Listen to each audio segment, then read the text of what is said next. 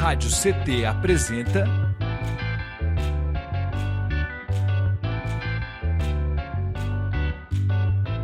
CT na Cultura, com Meire de Origem. Um programa do Sindicato Nacional dos Servidores Públicos Federais da área de Ciência e Tecnologia do setor aeroespacial. Olá, olá, olá, web espectadores, ouvintes e ouvintas da Web Rádio CT. Está começando mais um episódio do CT na Cultura, comigo, Meire de Origem, uma realização do Sindicato dos Servidores Públicos Federais da área de Ciência e Tecnologia do setor aeroespacial em São José dos Campos. E vocês se conectam conosco pelo nosso Spotify e também aqui no nosso canal do YouTube Rádio CT. Se você não foi inscrito, já se inscreve aí, né? E vamos começar o ano naquele astral, nos fortalecendo em comunidade, em coletivo, porque isso é muito importante para o bem viver. Lembrando que toda semana tem episódio novo aqui e que vocês podem sugerir pautas, né? Vocês podem nos auxiliar nesse processo da construção do programa, indicando nomes também de pessoas para vir bater papo comigo aqui. Eu vou adorar, certo? Chama a gente no direct, chama, né, a própria Rádio Web, ou me chama lá no direct e a gente vai trocando ideia. Combinado? Gente, olha, recadinho dado, seguinte, hoje, no episódio de hoje, nós vamos falar um pouco, né, sobre serviço social, vamos falar um pouco, né, como eu trago aqui sempre, esse programa, ele tem, né, esse cunho, assim, de CT na cultura, mas a gente tem, né, esse trabalho voltado para a comunicação popular, que vai aí de encontro com as questões de arte e cultura, mas também manifestações populares e sociais, que são importantes para o bem viver, né? Então, a gente vai falar um pouco sobre isso. E aí, para isso, eu estou com ele aqui, que é assistente social, atual diretor do CRES, que é o Conselho Regional de Serviço Social Seccional aqui de São José dos Campos, e que compõe o Fórum LGBTQIA+, de São José dos Campos. Flávio Carvalho. Flavinho, seja muito bem-vindo, meu querido. Obrigado, muito obrigado. É uma honra estar participando com vocês. Fiquei muito feliz com o convite. Espero que a gente possa ter uma conversa aí legal, construtiva, possa produzir alguma coisa aí que seja positivo para os ouvintes aí também, né? Exatamente, é isso, né? Eu estou bastante feliz também, quero te agradecer desde já, né, por ter aceitado o convite. O Flavinho, que eu já conheço há algum tempo, o Flavinho já até participou do meu videoclipe, gente.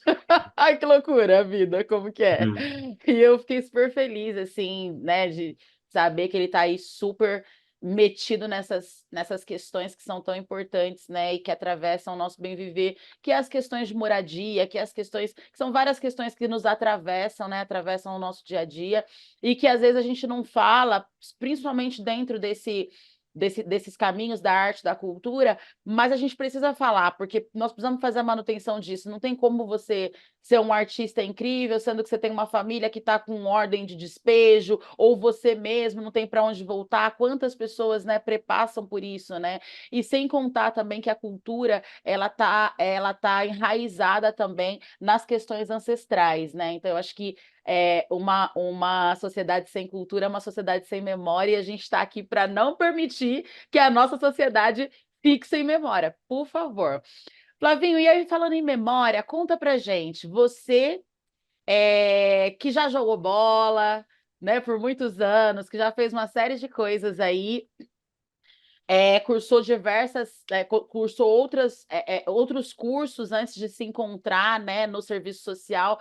Queria que você contasse um pouco da sua trajetória até chegar no serviço social e você falar, me encontrei. Como que foi esse processo? Quem que é o Flávio Carvalho? Legal. Antes, se me permite, antes eu queria dizer que a luta anticapacitista é uma pauta do serviço social, né, da nossa cadeia, dos nossos conselhos. Então, pensando nas pessoas que têm alguma, né, alguma especificidade e tal, e isso é importante para que eles possam estar inclusos também na nossa transmissão, tá? Interessante. Então, eu sou um homem preto, não retinto, estou com uma touca marronzinha aqui, que eu sempre uso, meu uniforme. Descolori a barba, porque eu não sei o que acontece com a água oxigenada entra na nossa vida aí no final do ano, aí não tem o que fazer. Tô com uma camisa branca, um colar, e tô na sala com uma parede branca, tem um quadro ali atrás. Então, Sou filho de uma mulher preta, de uma origem muito simples, muito humilde, trabalhou, teve diversos trabalhos, foi doméstica, teve muita luta aí na vida dela. Se encontrou como consultora de Natura, La Fiore, Avon, e a bicha vende pra caramba. Ela é embaçada. Se separar com ela no ponto de onde ela te vende um perfume. E de um pai também, de uma origem muito humilde, que foi gari, trabalhou em fábrica a vida toda. É, e são os espelhos que eu tive, né? De trabalho, de dedicação. Tenho uma irmã também, que sempre foi muito esforçada, sempre correu atrás das coisas e tal, que eu amo muito, que não está nem aqui no Brasil, né? Que é a Natália, minha mãe é a Rose, meu pai é o Tadeu. E, e a vida toda eu joguei futebol, desde os 5 anos, né? Sempre fui muito promissor, mas era bichado, me machucava sempre. Cheguei a passar pela base de alguns clubes grandes, também por clubes pequenos e tal, mas chega um ponto aí que a gente tem que fazer escolha, depois chega nos 20, né? Não consegue atingir os picos de físico e aí você vai ficando para trás. E aí eu sempre fui uma criança muito, muito problemática, né? Dei muito problema, fui muito metido a maluco na adolescência. E depois de velho, eu falei, pô, preciso amadurecer, preciso. E eu não conseguia estudar, né, velho? Eu saí da escola também por conta do futebol, a escola nunca foi uma opção para mim. E me formei analfabeto, porque tinha a questão da formação continuada, né? Chegava na escola, cantava o hino, já ia para a sala da diretora, porque os professores nem queriam na sala, né? Tem uma professora até que falava, que ela me falou muitas vezes que eu não ia ser nada, é uma das coisas que marcam muito na nossa vida, né? Ah, você vai ser um nada, você vai ser um lixeiro, não sei, não que seja ruim ser lixeiro, não tem nenhum. Mas é uma forma de atingir, né? Mostra como era o despreparo dos nossos educadores antigamente. E aí, com 20 e poucos anos, eu fui procurar ajuda médica. Eu tentava estudar, não conseguia, não me concentrava, e aí fui diagnosticado com TDAH, né? E aí, a partir daí que eu comecei a fazer terapia, então, porque meus pais levavam eu para benzer toda semana e fazia chá todo dia para ver se melhorava, né? E aí eu descobri isso daí, e a partir daí eu comecei a me organizar como adulto, né? E aí eu fiz curso de gestão ambiental, que estava muito em voga na época, estava em alta. Posteriormente, e aí me convenceram a voltar a jogar, voltei a jogar, fui para Minas, cheguei para o Peru e tal, mas machuquei lá de novo, daí falei, chega. Mas assim, o sonho de ser jogador de futebol sempre foi em torno de ajudar as pessoas, né? Porque a gente vem de uma realidade muito humilde, com família muito, né? Muitos familiares pobres, mais pobres, com mais dificuldades, e isso sempre me comoveu e sempre o motivo de correr atrás desses sonhos é que a gente procura o que nós temos como referência, né? Como é que uma Uma pessoa forma de pobre. ascender também, né? Eu acho que o futebol ainda agora o funk também, a música, de certa forma, mas o futebol ainda é essa realidade para os meninos pretos, né? Assim, de comunidade, ou enfim, para a molecada preta, né? A opção assim para ascender, né? Vamos dizer A assim, gente, né? até porque o estudo nunca. A gente não tem referências de estudo próximo de Sim. nós, né? Meus pais fizeram EJA, meu pai ainda conseguiu fazer faculdade, porque era uma exigência também do trabalho, todo mundo tinha e tal. Mas foi depois de que eu já era adulto, né? Então a gente não tem essa referência de estudo, né? E até a referência de estudo que eu tive foi meu primo, Juninho e tal, que eu vi ele estudando. E ele era mais novo, mas ele era muito dedicado, e aí a gente falou, pô, dá para crescer também por meio do estudo, né?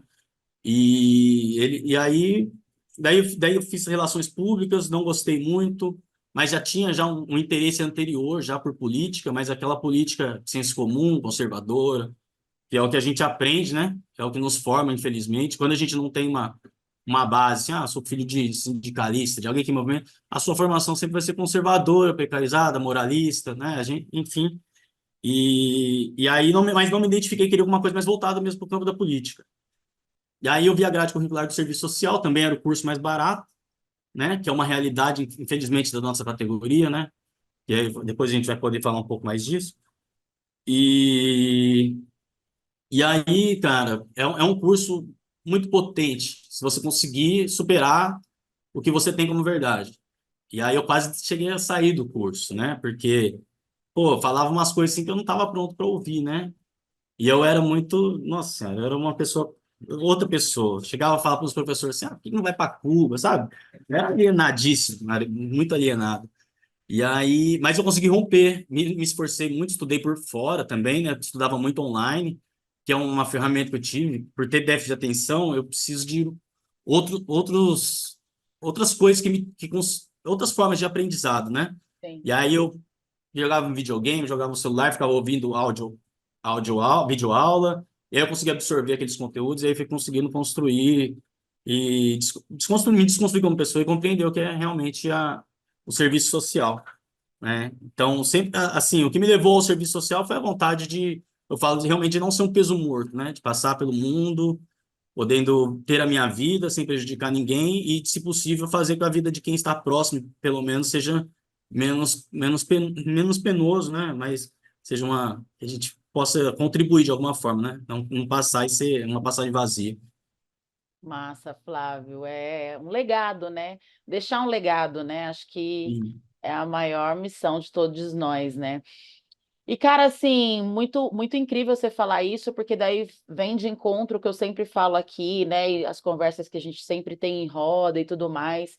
O quanto a arte, a cultura e a educação são transformadoras, assim, realmente mudam realidades e tudo mais, né? Porque, como você falou, a gente não tem grandes exemplos, né, de pessoas, a maioria de nós, né, não tem essas referências, assim, de pessoas que foram por meio do estudo, porque o estudo ele foi negado para os nossos, né? Ele foi tirado de nós, né? Como você falou, sua mãe, minha mãe também foi diarista, trabalhou em casa de família há muito tempo e tal. Então, assim, obviamente, já saía muito cedo da escola para poder ir acompanhar a minha avó, que era mãe dela, que também já trabalhava na mesma função, né? Então, assim, meu pai também veio embora da Bahia, aquela coisa, com 16 anos, saiu da escola, enfim. Então a gente fica muito nesse lugar, né, de não ter essa compreensão e como é importante quando a gente observa como de fato é transformador, né? Porque transforma a nós enquanto indivíduo e transforma as realidades à nossa volta, né? Isso é muito, muito é incrível importante da mesmo. cota racial, né? Desses espaços estarem protegidos não protegidos, mas é porque a cota para branco sempre existiu, né? Os lugares estão ocupados por pessoas brancas por apenas serem brancas, né? Porque o preto para ocupar o mesmo espaço ele tem que se esforçar e ser muito melhor para poder compensar o fato de não parecer ser capaz de estar ali, né? Então, é importante a gente lutar por cotas raciais, que é uma política afirmativa muito positiva. E aí, E necessária, né? Necessária. e aí as pessoas falam, mas tem que ter cota para pobre. Mas a mesma quantidade de cota racial que tem voltada para pessoas pretas e pardas, tem voltada para pessoas pobres também, que daí você vai atingir o público, né, branco, periférico. Então é uma política muito importante. Essa representatividade é essencial para que as pessoas possam sonhar em mais que ser jogador de futebol, né, lutador de MMA, ou Pois é. referências ruins que cercam, né, o local que vive. Exatamente.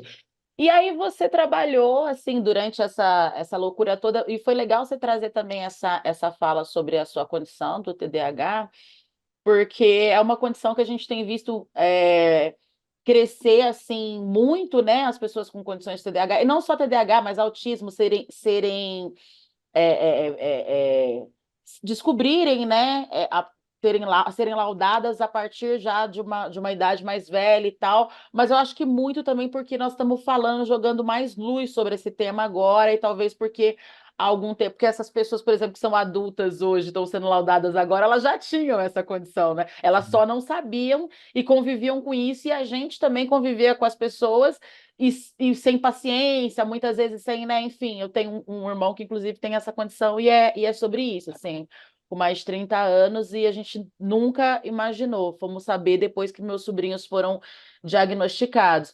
Mas, assim, queria que você falasse um pouco nesse meio tempo também. Você trabalhou na habitação, né? Você trabalhou, você passou por várias coisas e trabalhou também com abrigo. E é incrível que sempre volta para essa coisa do social, né? Tá sempre ligado ao social, né? Trabalhou com abrigo também. Conta um pouco desses processos pra gente, como que foi? Então, falando sobre o TDA, né, essas doenças que o pessoal fala, tá na moda, agora todo mundo tem, né? A sociedade sempre teve essas patologias, né? É que a ciência ela traz informação sobre sobre o que as pessoas, né? Sobre as características, sobre o que as pessoas podem sofrer, quais são as suas especificidades, né?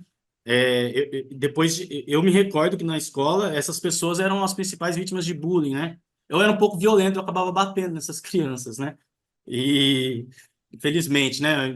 Eu teve um encontro com ex-colegas de escola, eles falavam, mano, você era demais, você era foda, não sei o que lá, não dava paz para ninguém. Mas eu falo, eu vou pedir desculpa aos meus professores e tal, mas eu não tinha culpa também, né? Eu também também Uma era vítima também do sistema, né? Enfim. também vítima dessa questão mas é importante. Há muito tempo atrás, dependendo do grau, essas pessoas eram internadas, eram esquecidas, eram abandonadas pelas famílias, ou Sim. viviam vidas renegadas, morriam em silêncio, né? A questão a humanidade ela não mudou, né? A diferença de hoje, tem pessoas se suicidando, tem pessoas sendo violentadas e etc. É que hoje tem câmera em todo lugar, né? Antes as mortes eram omitidas, não, as pessoas não ficavam sabendo, ou viravam uma história de bairro e já era, né? Hoje todo mundo fica sabendo muito. Então, as lutas de hoje, né, que se tem são mais por questões humanas, por individualizar as questões, porque as pessoas são individuais mesmo, e elas precisam de tratamentos diferenciados e de serem lembradas não como pessoas, né, como pessoa, como massa, não, a gente tem que trabalhar pela humanização, né, de todos os grupos, né? E falando sobre a minha carreira aí, né? Então, eu trabalhei em loja, entreguei folheto, fiz um monte de coisa na vida, né? Até fiz os bicos de servente pedreiro muito na adolescência, quando eu queria alguma coisa, com meu tio. É, a gente vai fazendo de tudo para ganhar dinheiro. Mas aí, meu primeiro trabalho foi durante a formação no curso de serviço social. Eu participei de uma pesquisa, do último censo de população de rua que teve em São José. E aí eu fui como aluno, né? E aí a gente participou, o pessoal foi tudo embora, eu fiquei lá na prefeitura, lá esperei todo mundo ir embora e subi lá para pedir emprego, né, mano? Falei, ó, aproveitando que eu fiz a pesquisa, não tem como vocês arrumar um trabalho aí para mim? Ah, Aí falaram, ó, manda seu currículo. Na outra semana eu já estava lá e todo mundo da sala sem entender, porque eles fizeram a pesquisa. Na outra semana eu estava lá já começando, né?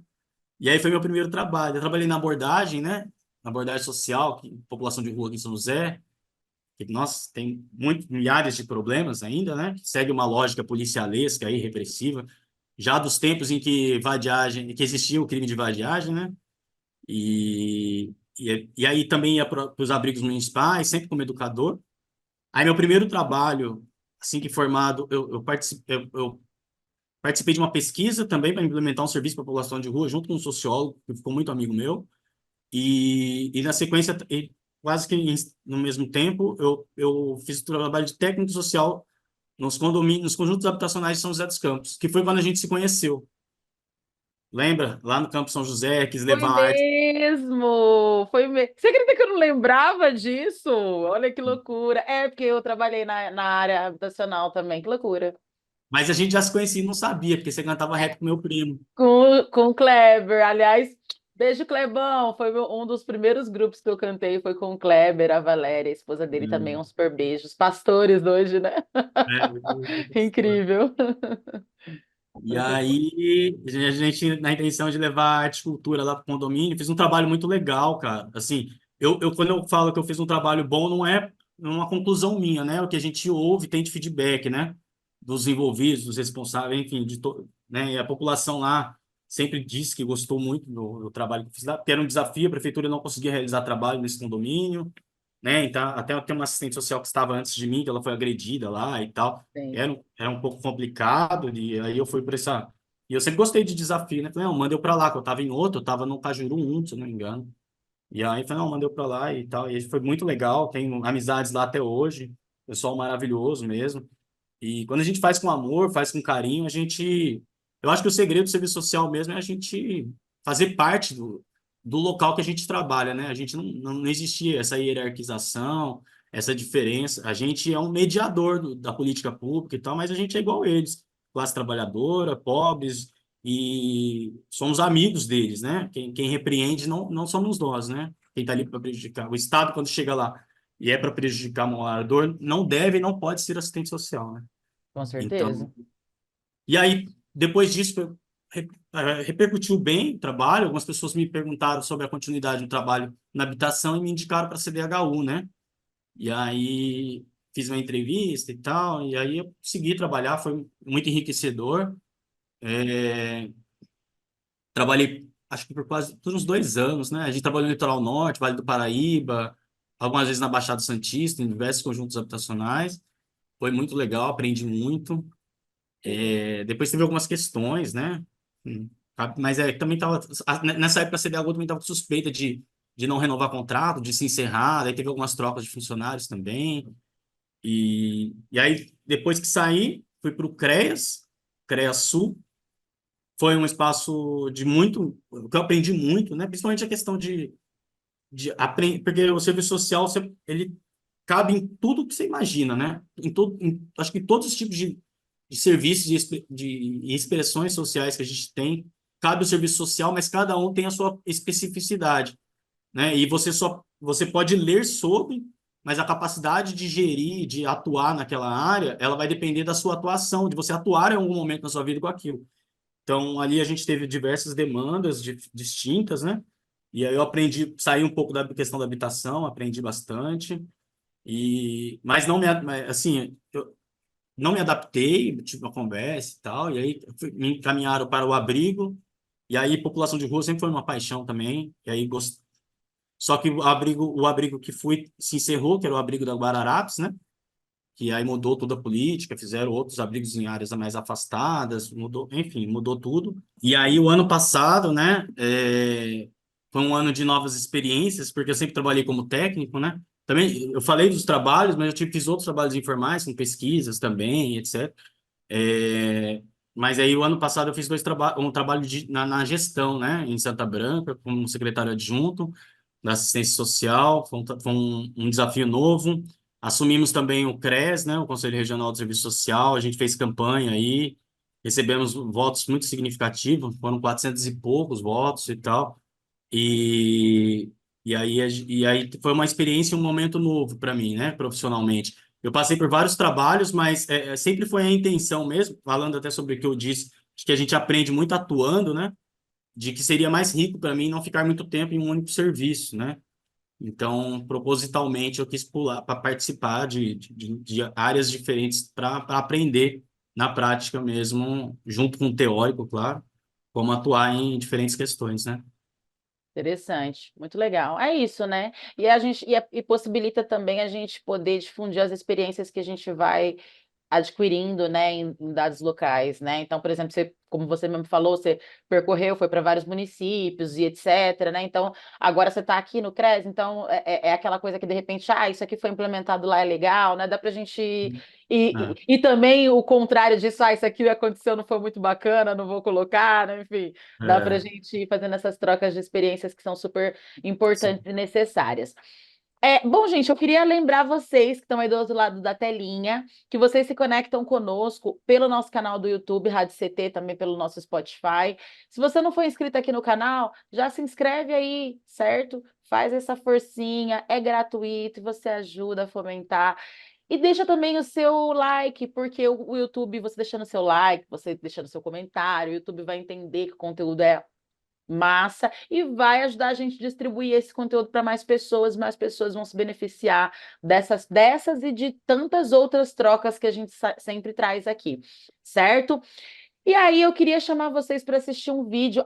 Queria só lembrar vocês também de se conectarem com a gente através das nossas redes sociais e se conectarem com as redes sociais do nosso convidado Flávio Carvalho. A produção está colocando aqui no rodapé e está deixando o link na descrição. Então, acabando aqui, só correr na descrição, clicar lá que vocês vão já poder migrar para as redes sociais dele e ficar conectadinho com ele também, certo?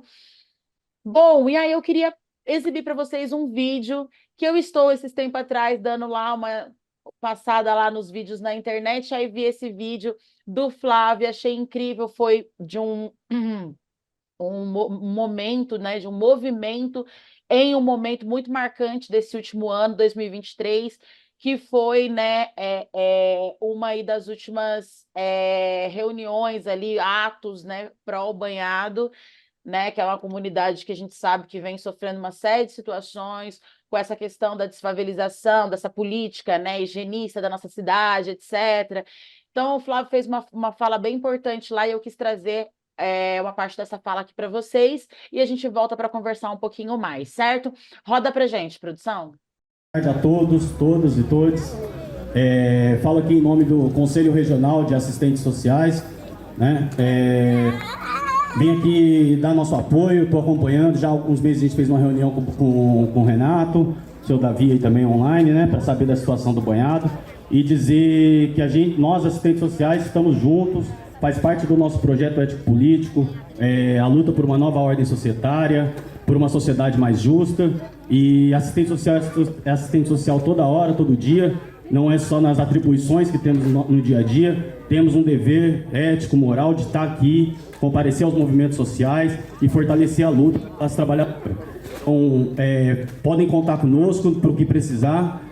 Estamos todos aí dispostos, toda a direção, a estadual também, está todo mundo acompanhando de perto e dizer que é nosso dever, e estou aqui representando a classe pela importância que esse movimento tem. É muito honroso e me sinto muito alegre de ver todos os movimentos políticos de esquerda unidos por uma causa, que a gente consiga transformar isso em algo ainda mais potente para que a gente comece a eleger mais políticos de esquerda, para que possamos ocupar mais espaços políticos e ter quem nos defenda lá dentro da Câmara, dentro dessa cidade que tem um governo extremamente violento, fascista e que quer atacar os direitos da população do Banhado.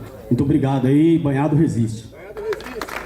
Muito bom. Flávio, queria que você falasse um pouquinho sobre essa fala, né, que você teve lá, né, esse momento atual no CREAS e como que é possível hoje, depois de todas essas perambulâncias suas aí, né, Brasil afora, mundo afora, você falou que inclusive foi até para o Peru, enfim, né, como aplicar, né, todas esses conhecimentos e, enfim, né, como a gente falava um pouco antes, no nosso município e, sobretudo, nessas comunidades que carecem tanto, que são comunidades que a gente sabe que, né, precisam tanto desse apoio social, né, e o apoio da comunidade, da população, né, civil como um todo, né? Fala um pouco para a gente desse processo. Bom, essa participação, eu acho que é até importante falar, né? Como a gente muda. Quando eu saí da universidade, eu saí com aquela gana de que vai mudar o mundo, né? A gente fala sobre messianismo, né? Inclusive, na abordagem, tava uma situação, tava todo mundo sem salário e tal. Aí eu puxei greve, paramos o serviço e tal, e todo mundo recebeu, mas eu fui mandado embora na sequência. Mas a gente não para, né? Até que a gente começa a falar, pô, tem que ser um pouco mais ponderado. E aí a gente, para saber o momento de fazer o enfrentamento, né? Ter estratégias. E porque são as contradições do mundo do trabalho, principalmente do serviço social, né? Porque nós lutamos por uma nova ordem societária, contra o capitalismo, e etc., mas nós estamos inseridos nele e também somos subordinados. Então, a gente tenta atuar sempre na mediação, na correlação de forças, em favor dos usuários, dos munícipes, mas tem que ser o mais técnico possível para que a gente não caia junto com os munícipes, né? Porque, principalmente numa cidade violenta como São José, né, extremamente conservadora, ser assistente social e ser crítico é dar 2 passos para trás, né? A gente fecha muitas portas, mas eu acho que a organização política, o fortalecimento e a busca por se capacitar tecnicamente te norteia e te protege no dia a dia do trabalho, né? O problema é quando você quer fazer uma militância desorganizada também, né? Isso se passa muito, eu acho que em todo movimento da esquerda em si, né? Que hoje se divide demais por pautas identitárias, de colorismo e etc. E a gente está deixando de lado, esquecendo da luta de classes, né? E também em colocar pessoas que conversem conosco e que entendam as nossas pautas, até as mais específicas, mas em espaço de poder, que a gente fica tensionando aqui de baixo e as nossas lutas não chegam aonde tem que ser discutido, por exemplo, a questão do banhado, né? E acho muito importante. E aí eu fui para o banhado participar por ser diretor do CRES, porque a luta por moradia, por reforma agrária, é uma luta também de serviço social. Acho que devia ser uma luta de todos, de quem tem casa, de quem não tem, até porque quem tem casa perdeu a vida para comprar, né? Então, é justo que lute para que a próxima geração tenha o mínimo que é de dignidade, que é para uma moradia, e que o trabalho tem que ser um meio de vida, não o fim da vida da pessoa, né? Então, a alienação faz com que as pessoas trabalhem a vida toda para ter uma casa, sendo que isso deveria ser um direito inalienável, né? E, e aí eu estive lá, fiz a fala, participei de outros eventos, outros encontros do banhado, mas eu não me sentia à vontade para falar também, para não parecer que estou ali para me promover, né? E aí eu deixei aquele espaço, estava lá assistindo, acompanhando, mas não tinha feito falas porque, enfim, talvez seja um pensamento meu de que não era necessário, além de estar lá acompanhando e observando, né? Mas vou lá como diretor, por quê? Porque existe uma preocupação com a atuação de profissionais nessas questões, que, né, não se deve ser feita de forma arbitrária, violenta, coercitiva, policialesca, tem que ser no pré, tem que ser no pós, tem que ser estratégico, porque, como eu disse, o assistente social, ele não está ali para aumentar a opressão do Estado, né? E também é uma pauta ética nossa nos opor à remoção de famílias, independente da sua... Ah, o prefeito chegou para mim e falou que eu tenho que ir lá. Você é subordinado, ok, mas você vai lá de acordo com as orientações que nós temos do Cefes, né? De como deve ser a atuação do profissional nesse espaço. Mas também para proteger a autonomia do profissional, né? Eu não estou indo lá para assediar. A intenção é que favorecer todos os profissionais que possam estar lá, que tenham a sua autonomia garantida e também possam se fortalecer diante do conselho, e também para proteger esses moradores que precisam de um atendimento ético, né, efetivo e humanizado. E aí a gente acaba se... Já foi mandado embora de um serviço também para me posicionar contra uma questão de despejo, de reintegração de posse, e essas coisas vão nos perseguindo, né? A gente... É muito complicado, mas eu durmo tranquilo. Eu durmo tranquilo porque a gente se prejudica de alguma forma, mas a gente está tentando traçar um caminho ético, né? De seguir um norte e não se desviar dele, né? E, e aí eu fiz aquela fala, foi na intenção de contribuir, também apontei a questão dos grupos políticos que estavam ali, que precisam pensar, porque a gente não tem representantes políticos, temos alguns em São José, mas a gente não vê essa força política e nem essa organização que a direita tem, mesmo sem eles terem capacidade técnica, intelectualidade, estudar as situações, né? Com um pouco de lacração, um pouco de moralismo, eles conseguem conquistar todos os votos e a gente não consegue discutir 10 minutos, porque não se organiza, não se fortalece e a divisão já começa entre nós. Então, as pautas políticas, elas têm que, e também o enfrentamento tem que ser estrategicamente, e tem que ser onde tem que ser feito. Entre nós, vamos discutir todos os tipos de pauta, todos os nichos, todas as expressões sociais, né? Porque cada um tem sua dor, cada um tem sua luta e etc. Mas dentro do espaço político, acho que a gente tem que militar em conjunto, porque senão a gente não vai conseguir se fortalecer e ter pessoas com poder e com política que favoreça a classe pobre. Por isso que a gente vê essas questões higienistas, e aí a gente está fazendo esse movimento do banhado e vê pessoas pretas, pobres, que vivem de aluguel, falando que isso é um absurdo, que essas pessoas têm que sair de lá. Infelizmente, é uma alienação muito grande, é uma construção, e se a gente não se comunicar com essas pessoas também, e elas entenderem que aquela luta também é delas, sair da sua casa que você tem e ir lá lutar por quem não tem moradia, é um ato nobre, justo, e que também é seu dever como cidadão, né? Porque a gente luta por uma sociedade mais justa, se a sociedade for mais justa, uma sociedade com equidade, né? Que tenha políticas realmente que favoreça os mais vulneráveis, isso é benéfico para todo mundo, né?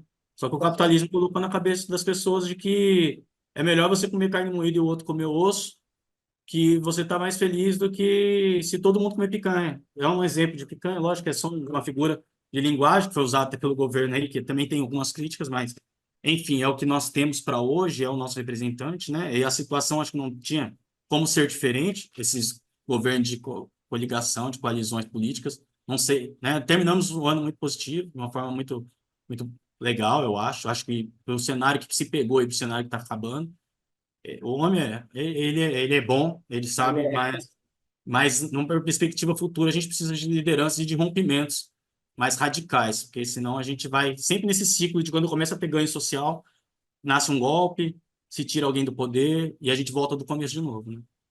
Não sei se eu Muito falei sobre a sua importante. pergunta, porque Falou essa de um monte tudo. de pensamento e Falou tudo e mais um pouco. Acho que essa sua fala sobre essa questão das, né, de com quem que a gente pactua, né, as nossas lutas também, né, de com quem a gente escolhe para estar na trincheira com a gente é super importante também, né? Até porque às vezes você está na trincheira com a pessoa que no primeiro momento vai te colocar como, né, como escudo e sim, sem pestanejar, né? Então a gente precisa também estar. E acho que a questão do banhado é essa, ela é uma questão que ela prepassa por todos nós, né? Eu acho que ela é uma questão para além da arte, da cultura, do social, nananana. Acho que ela é uma questão mesmo municipal para todas as pessoas daqui e de fora, inclusive, porque é um patrimônio aquilo ali, né?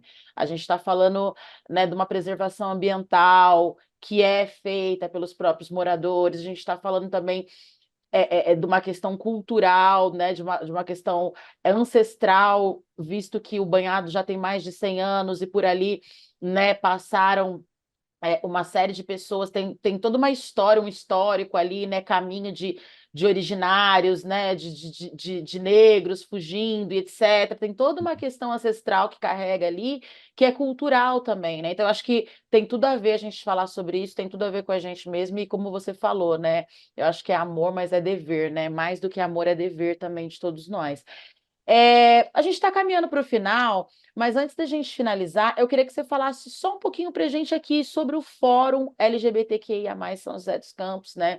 A sua atuação e como que você tem enxergado, assim, né, esse momento, né? 2023 foi um ano promissor também no tocante a políticas públicas. A gente viu também o maior envolvimento, né, da classe, né, também, da comunidade LGBTQIA+, e das classes também, das pessoas como um todo. A gente tem visto mais editais com pessoas, né, assim, é claro que ainda é tudo muito pequeno, né, a gente sabe que precisa ter muito que avançar, mas eu tenho notado, assim, de repente, um crescimento necessário, né, de pessoas da comunidade LGBT a mais, tanto nas questões artísticas, mas nos trabalhos formais também, que é onde elas têm que estar mesmo, né, para sair